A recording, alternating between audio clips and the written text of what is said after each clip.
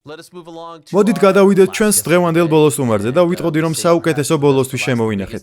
ყველაზე დიდი და რა თქმა უნდა მსოფლიოს ერთ-ერთი საუკეთესო მებრძოლი UFC-ს მოქმედი ჩემპიონი მსუბუქ-წონაში, რომელიც სულ მალე თავის ტიტულს დაიცავს. 9 გრძელი თვე ვცდილობდი, 9 გრძელი თვე მის გუნდს მოსვენებას არ ვაძლევდი. ვთხოვდი, მესიჯებს ვწერდი. ვაკეთებდი ყველაფერს, რაც საჭირო იყო, რომ ეს ინტერვიუ ჩაგვეწერა, რადგან მისი შემდეგი ბრძოლა ძალიან მალე ახლოვდება. როგორც უკვე იცით, 14 ივნის თეთრ სახლში წინა გაზონი სატიტულო ბრძოლა ჯასტინ გეიჯი, მთავარი მონაწილე. ადგილი, რომელიც ამ სპორტში ყველას უნდოდა დაეკავა, მან კი მიიღო. გასულ სექტემბერს თქვა, რომ ასეც მოხდებოდა. საოცრებაა და როგორც იქნა შეგვიძლია კვლავ მივესალმოთ ჩვენს პროგრამაში აქვე და ახლა. UFC-ს ყოფილი ჩემპიონი ქვემსუბუქ-წონაში, UFC-ს ამჟამინდელი ჩემპიონი მსუბუქ-წონაში, ელ მატადორს, როგორც საქართველოს, ისე ესპანეთის სიამაყეს. ილია თოფურიამ დრო გამოძებნა და შემოგვიერთდა, მანდ არის აი ისიც. ჩემი ძმა, ძალიან მომეწონა წარდგენა. ილია, შენი გუნდი ძალიან შევაწუხე. შენს გუნდს ძალიან ბევრს ვეჩიჩინებოდი, რომ აქ მოსულიყავი. არასდროს გვაწუხე. დიდი ბოდიში. ძალიან ბევრჯერ მინდოდა აქ მოსვლა, მაგრამ ხომ იცი თავს ბევრი რამე გადამხდა. რა თქმა უნდა. მაგრამ ახლა უკვე აქ ვართ. მართალია და ჩვენ ძალიან ვაფასებთ და მადლიერები ვართ რომ აქ ხარ. როგორ ხარ ილია? ძალიან მაგრად. როგორც იქნა მაიამიში ვარ. საწვრთნელ ბანაკს ვასრულებ, შრომობ და როგორც ყოველთვის ძალიან ბედნიერი ვარ. ძალიან მადლიერი ვარ ყოველი ჩასუნთქვით, რომელიც სიცოცხლეს მჩუქნის. რა თქმა უნდა. ხომ იცი ზოგჯერ როცა ვინმეს ნახავ და ეკითხები როგორ ხარ, ძალიან ბევრჯერ ეს შეკითხვა არაფერს ნიშნავს. ამიტომ მინდა გავიმეორო როგორ ხარ, რადგან ბოლო დროს ბევრი რამ გადაიტანე და არ მინდა პირად თემებს შევეხო, თუმცა შენს ფანებს აინტერესებდათ, ნერვიულობდნენ და კითხულობდნენ, როდის აპირებდი გამოჩენას. ასე კარგად თავი ჯერ არ მიგზნია. ბევრი რამ გადავიტანე. კონდა აღმასვლები და დაღმასვლები. მაგრამ ახლა შესანიშნავად ვარ. მზად ვარ სამოქმედოდ. გრძნობ რომ ცხოვრების ახალი შანსი მოგეცა? ზუსტად. გრძნობ რომ სულ სხვა ეტაპზე ვარ. და ამ ბოლო თვეში, ბოლო ბრძოლის მერე ძალიან ბევრი რამ შემომემატა. იმდენი რამე ვისწავლე, ასე რომ მოუთმელად ველი. მოუთმელად ველი ისევ ბრძოლას, ოქტაგონზე გასვლას. გრძნობ რომ მოგენატრა, სანამ შემდეგ ჩხუბს გამართავ თითქმის ზუსტად 1 წელი იქნება გასული ბოლო ბრძოლიდან და თან ტრავმაც არ მიგიღია. გრძნობ ამ ბრძოლის წყურვილს და მართლა მოგენატრა თუ არა ამის კეთება. სიმართლე გითხრა მომენატრა. რაღაც მომენტში მომენატრა. წონის კლება და ეგეთი რაღაცეები დიდად არ მენატრება, თუნდაც ახლა. იმდენის კლება აღარ მიწევს, როგორც ქვემსუბუქ-წონაში ბრძოლისას მიწევდა. და იცი რა? ვიტყოდი რომ ერთადერთი შემთხვევაა, როცა მთელი ამ პროცესით სიამოვნების მიღება შევძელი. იცი ძალიან ბედნიერი ვარ, რომ ამ მზადებას ჩემს გუნდთან ერთად გავდივარ. საწვრთნელ ბანაკს მაიამიში ვასრულებ და გარშემო ასეთი მაგარი ხალხი მყავს. ასე რომ თავს ძალიან ბედნიერად ვგრძნობ და საქმისთვის მზად ვარ. ბრძოლამდე ჯერ კიდევ დაახლოებით 2 თვეა დარჩენილი. რატომ ჩამოხვედი მაიამიში ასე ადრე? მინდა რომ აქაურ დროს შევეჩვიო, ამინც და ზოგადად ყველაფერს. და ვფიქრობ, რომ საცხოვრებლადაც მაიამიში გადმოვალ მომდევნო 1 ან 2 წელი. გასაგებია. აქ აუცილებლად უნდა ჩამოსულიყავი, ჩემს გარშემო ბევრი რამ ხდება. კი და ზუსტად მაგ თემაზე მინდა გკითხო. გასულ შემოდგომას Twitter-ზე იწინასწარმეტყველა, რომ თეთრი სახლის ქარდზე იქნებოდი, ხომ ასეა? ეს მანამ თქვი, სანამ ამ ბრძოლის ქარდის შედგენაზე ფიქრს დაიწყებდნენ. პირველ რიგში მინდა გკითხო, ასე მტკიცეთ, რატომ გჯეროდა, რომ ამ ქარდზე მოხვდებოდი?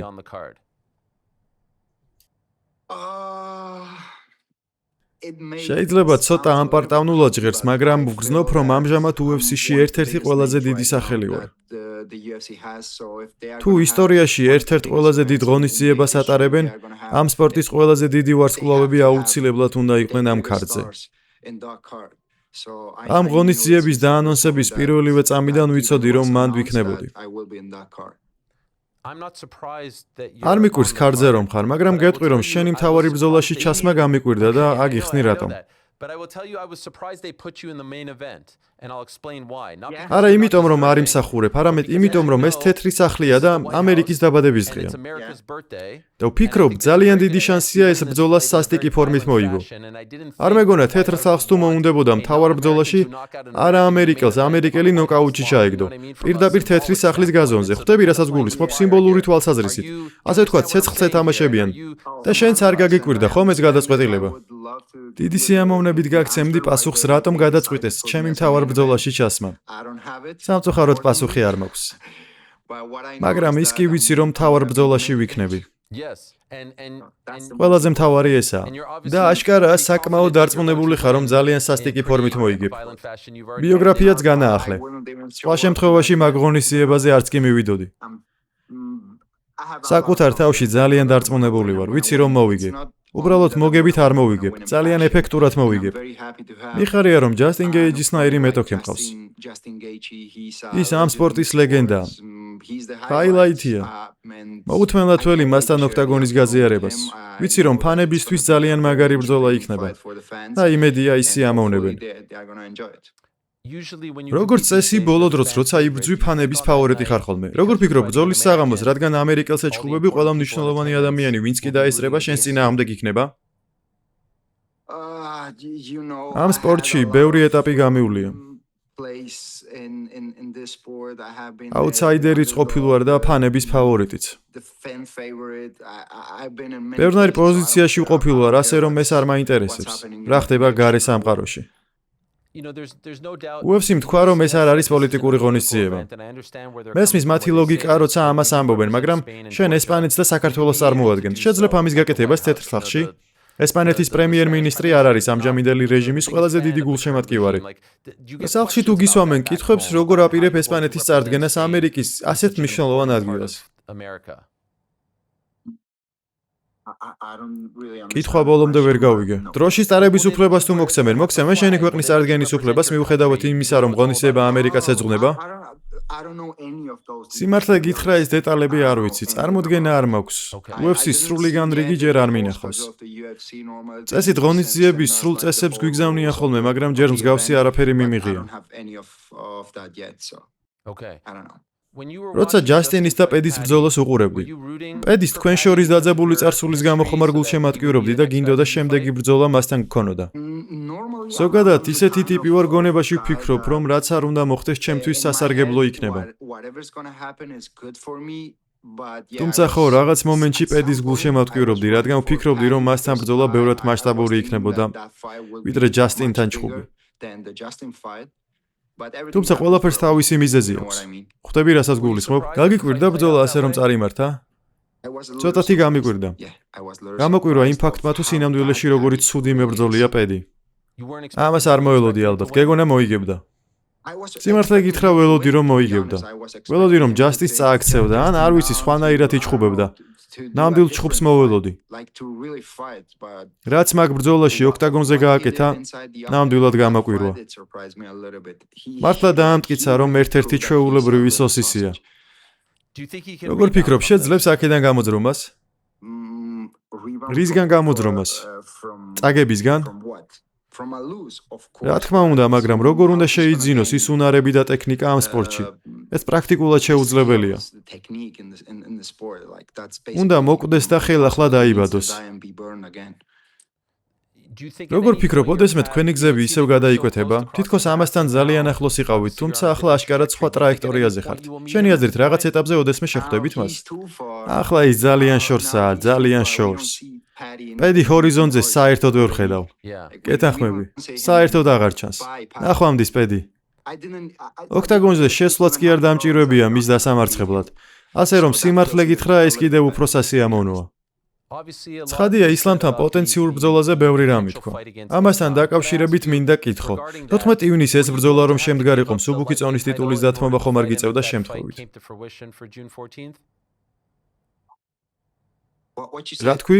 მსუბუქი წონის ქამრის დათმობა ხომ არ გიწევდა? ისლამის წინააღმდეგ ბრძოლა რომ ჩაენიშნათ, მსუბუქი წონის ქამრის დათმობა გიწევდა თუ შენარჩუნების უფლებას გაძლევდნენ? არა, ქამრის შენარჩუნების უფლებას მომცემდნენ. გასაგებია, ეს სრულად განსხვავებული სიტუაცია იმასგან, რაც ქვემს უბუქწონაში ბრძოლისას ჰქონდა. მათთან ძალიან გულწრფელი ვიყავი. როცა ზემოთა წონაში ასვლა გადავწყვიტე, თქვი, მისმინეთ ამ ქამრის დათმობა მინდა, რადგან ქვემს უბუქწონაში დაბრუნებას აღარ ვაპირებ. წონითი კატეგორიის შეცვლა კი ნამდვილად მინდოდა. მაგრამ ქვესაშუალო წონაში ასვლის შემთხვევაში ყველაფერი სხვაგვარად იქნება, რადგან ამ ბრძოლის შემდეგ ისევ სუბუქწონაში დავბრუნდები. შენს ტვიტებზე საუბარი უკვე მოვისმინეთ. ისლამის ტვიტებზეც ვნახეთ. შენი მენეჯერის მალკი კავასა და ალი აბდელაზიზის ტვიტებიც ვნახეთ. შეგიძლია გითხრა რეალურად რა ხდება? რატომ არ იმართება ეს ბრძოლა 14 ივნისს? მისმინე, რეალური ისტორია არ ვიცი. რაც ვიცი ის არის, რომ პირველივე სატელეფონო ზარიდან ორი ვარიანტი მქონდა. ისლამი და ჯასტინ გეიჯი. ჩვენ ვთქვით, რომ ისლამი გვინდოდა, რადგან ეს ბევრად მასშტაბური ბრძოლა იქნებოდა. შემდეგ ღონისძიების დაანონსებამდე ერთი დღით ადრე შუაღამისას დამირეკეს. გამაღვიძეს და მითხრეს, რომ ისლამი დაშავდა. ხელზე რაღაც დაემართაო და ამიტომ ჯასტინთან მოგიწევს შხუბიო. მალკი კაოს ყოველი ბრძოლის ჩაინიშვნისას ბევრი მოლაპარაკების გავლა უწევს. და საბოლოოდ ჯასტინთან შხუბი გადაწყდა. ჩემი გადმოსახედიდან ისტორია ასეთია. ეს არის სულ რაც ვიცი. ეს ამბავი გაიგე გული დაგწყდა? არა, როგორც უკვე ვთქვი, რაც არ უნდა მოხდეს ჩემთვის სასარგებლო იქნება. ისლამი იქნება კარგია, ჯასტინი იქნება კარგია. შედეგი მაინც იგივე იქნება. ამის შემდეგ ხომ არ გითხრეს, რომ თუ შენც და ისიც ბრძოლას მოიგებდით, წლის ბოლოს ერთმანეთს მაინც შეგახვედრებდნენ. ამ ბრძოლის გამართვა ისევ გვინდაო. არა, ამაზე არავის არაფერი უთქვამთ. რა გეგმები და რისი იმედი გაქვს?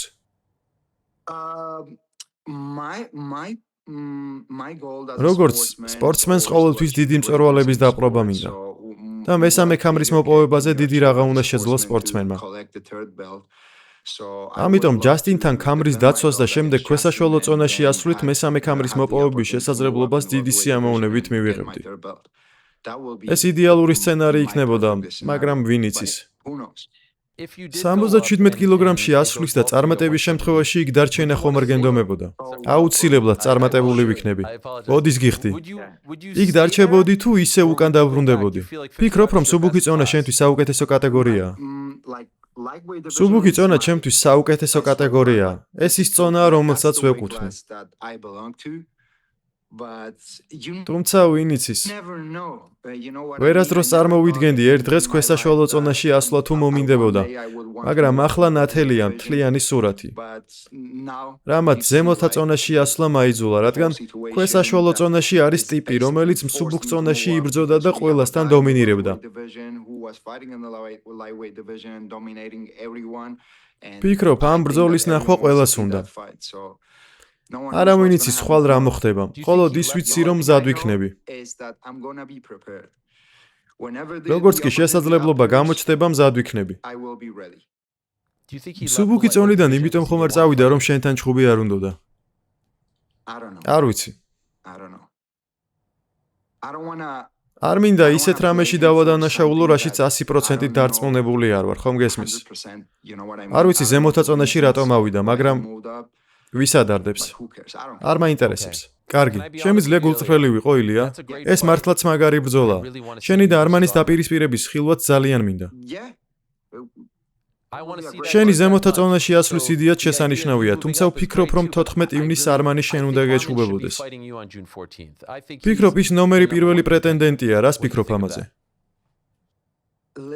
მისმინე, როგორც ბევრი ინტერვიუში ვთქვი, დამირეკეს და ისლამი ან ჯასტინი შემომთავაზეს. მე ისლამი ავირჩიე. მერე მითხრეს, რომ ისლამი დაშავებული იყო და რომ ჯასტინთან მომიწევდა ჩხუბი. ხვალ რომ დამირეკონ და მითხრან ჯასტინი დაშავდა და არმანს უნდა ეჩხუბოო, არმანს ვეჩხუბები, პრობლემა არ არის. რომ დამირეკონ და მითხრან არმანი დაშავდა და არიელს უნდა ეჩხუბოო, არიელს ვეჩხუბები უპრობლემოდ. გთხოვ არ გინდა. შემიძლია ნებისმიერს ვეჩხუბო, ნებისმიერ დროს. ყველასთვის მზად ვარ. თქვენი ბოლო ბრძოლებიდან არმანმა სოციალური ქსელებითა და ჭიდაობის მატჩებით საკუთარი თავის პოპულარიზაციას კარგად გაართვა თავი. შენზე მოახდინა ამ შთაბეჭდილება, ფიქრობ რომ ახლა ის უფრო დიდი ვარსკვლავია? ჩემზე შთაბეჭდილებას მისი სიბრიყვი ახდენს. მითხარი რატომ? გონებრივად ჩამორჩენილია, არ ვიცი, ბავშვს გავს, ბავშვი ვითაზროვნებს. წარმოუდგენლად დებილია. ინტერნეტში მასზე რაც კი მინახავს, ცოტა სამარცხვინოა. კონკრეტულად რამ გაფიქრებინა რომ ასეთი დებილია? არ ვიცი, უბრალოდ გავარტყი არმანს, ვის ადარდებს ის? მე არ მადარდებს. თუმცა ხომ არ ფიქრობ რომ ეს ბრძოლა ახლა ბევრად მასშტაბურია? იცი რა, არ მომწონს დიდრებად რომ მოაქვთ თავი და ფულს აფრიალებენ. არადა ძმაო, შენ დიდარიც კი არ ხარ. იმდენად ღარიბი ხარ რომ მხოლოდ ფული გაგაჩნია, თან მამა შენის ფულს ხარჯავ და არა საკუთარს. ხვდები ხო რისი თქმაც მინდა? ერთი ჩვეულებრივი ბავშვია. მისი ბოლო ბრძოლის მერე ტვიტი დაწერე, არმან ყოველ შეხვედრაზე შეშინებული ხვივით შეშდები და არ იცი რა გააკეთო. იცი რომ როგორც მინდა ისე მოგექცევი. მე იმასთან ვჩხუბობ, ვისაც UFC აირჩევს და გახსოვდეს, სახეში გაგარტყი და შენ უბრალოდ გაიცინე. შეგიძლია ამ დაპირისპირებაზე მოგვიყვე? ძალიან მოკლე ვიდეო დადე. წინა დღით სანამ ვიდეოს დავდებდი, ტვიტერზე რაღაც დაწერა. შემდეგ ჯერზე რომ გნახავ ამას გიზავ, იმას გიზავ. ხომ იცი როგორც იქცევიან ხოლმე, განგსტერებად მოაქვთ თავი. ყველა განგსტერია ვითომ. და მე როცა ჩვენი გზები გადაიკვეთება უცებ, როგორ ხარ, ყველაფერი მაგრადა? იღიმიან ხოლმე. თავდავალი ჩვეულებრივი ადამიანები ვით არიან. მაგრამ ტვიტერზე ყველა განგსტერია. ყველა ქუჩაში გიწევს საქმის გასარჩევად და მსგავსი რაღაცეები. ძმაო, მე პროფესიონალი ათლეტი ვარ და არა ქუჩის მოჩხუბარი, არც განგსტერი ვარ, ხომ ხვდები? და ფიქრობ რომ ეს ყველაფერი მხოლოდ სანახაობისთვისაა? დიახ. არ ვიცი სანახაობისთვის არის თუ არა, ფიქრობ რომ ისინი უბრალოდ ძალიან დებილები არიან. გასაგებია. ასე იმიტომ ფიქრობ რომ გინდა იჩხუბო და დავამტკიცო რომ არასწორია თუ თვლი რომ შენს დონეზე არ არის, რადგან ტვიტერზე დაწერე რომ ის შენზე დაბალ საფეხურზე დგას. ჩემს დონეზე არ არის. თუ ჩვენი გზები გადაიკვეთება, პირველივე რაუნდში ყბას მოვტეხავ. სხვას რა სიზამს, წამაქცევს? კარგი რა ძმაო. მისმინე. დამშვიდი, შენ საქმეს მიხედე. იარე მაგ ჭიდაობის ტურნირებზე, გადაიღე შენი სტრიმები და როცა დრო მოვა უბრალოდ გამოცხადდი და დანარჩენს მე მივხედავ. პატარა ვირთხა. რას ფიქრობ, ჯასტინთან ბრძოლა როგორ წარიმართება? შენი აზრით, რამდენ ხანს გაგრძელდება? უკან დახევას თუ არ დაიწყებს, პირველივე რაუნდში დავანოკაუტებ. როგორც ყოველთვის ვამბობ, გრძნობ რომ ოქტაგონზე ჩემს უნარებს ვერავინ გაუთანაბრდება. და ამას რომ ვამბობ, მერე მეძახიან რომ ამპარტავონი ვარ და ასეთი და ისეთი ვარ. მაშინ დამიმტკიცეთ საწინააღმდეგო. დამიმტკიცეთ. ეს ჯერ არ მომხდარა. ხო, ჯერ არ მომხდარა. ისლამთან ბრძოლაზე რა სიტყვი? შენი აზრით მოვლენები როგორ განვითარდებოდა?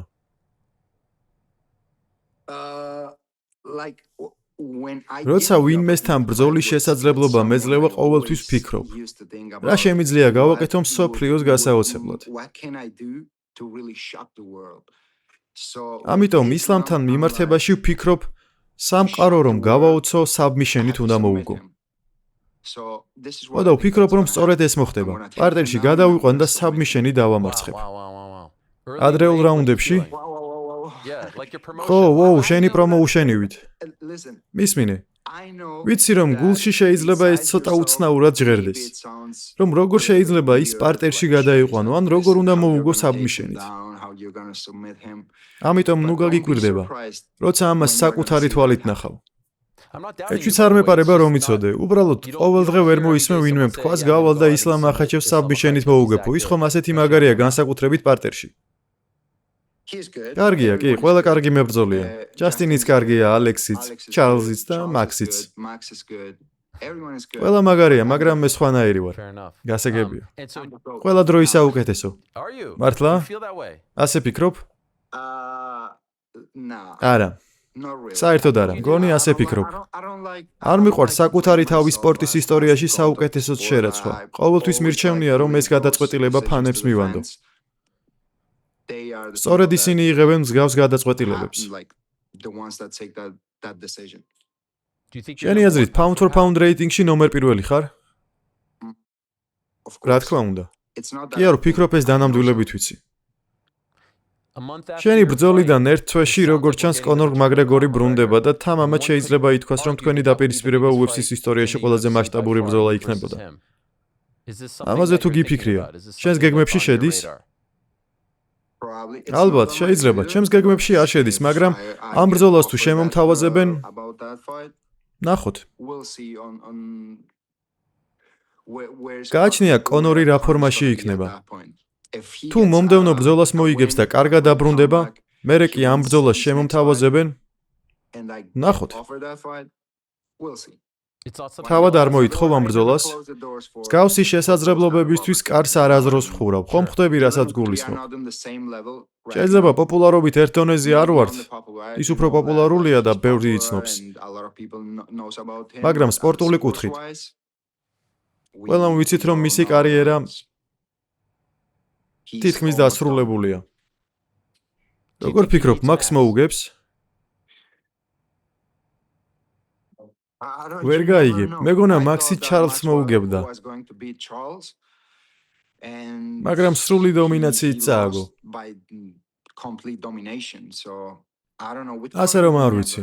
კონორის შემთხვევაში ვერ გამოიცნო. კაცმა არ იცის. ზოგჯერ გადის და ისე იბრძვის თითქოს ეს ძალიან მარტივია. ზოგჯერ კი ნეიდიასთან აგებს. ძმაო, როცა ნეიდიასთან აგებს, შენაირ მებრძოლზე პროგნოზების გაკეთება ძალიან რთულია. ნეიდს დიდად არ აფასებ? ძმაო, ის ძალიან ბანძია. ჩვეულებრივი დასარტყამი ტომარაა. ეს 2016 წლის ნეიდიაზეა, 10 წლის წინანდელი. მაშინ კარიერის პიკში იყო. არ აქვს მნიშვნელობა. საშინელი მებრძოლია, დასარტყამი ტომარაა.